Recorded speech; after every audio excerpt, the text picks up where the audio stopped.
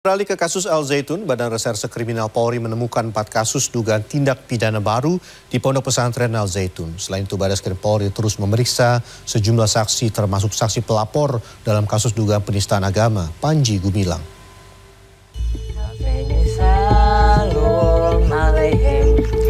Kami masih kurang. Babak demi babak kasus Pondok Pesantren Al Zaitun dan pemimpinnya Panji Gumilang terus berlanjut. Setelah sejumlah pihak melaporkan Panji Gumilang atas kasus dugaan penistaan agama, pihak lain juga melaporkan kasus dugaan penyalahgunaan zakat.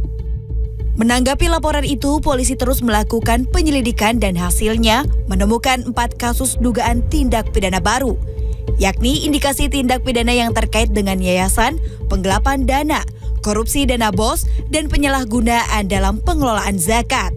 Dari hasil koordinasi dan analisa transaksi tersebut didapat dugaan penyalahgunaan yang berindikasi tindak pidana terkait yayasan, tindak pidana penggelapan, tindak pidana korupsi dana BOS, hingga tindak pidana terkait penyalahgunaan dalam pengelolaan zakat oleh saudara PG.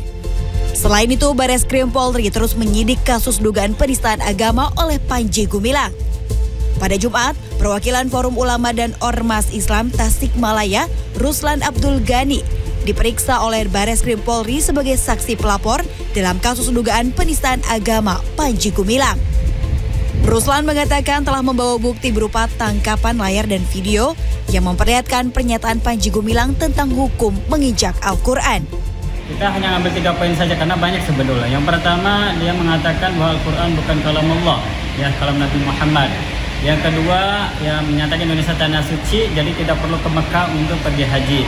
Selanjutnya ada dia menyatakan juga Nabi Adam itu bukan manusia pertama di muka bumi ini. Dan yang meski telah menemukan sederet kasus dugaan tindak pidana di Pondok Pesantren Al Zaitun, pihak kepolisian hingga saat ini belum menetapkan tersangka.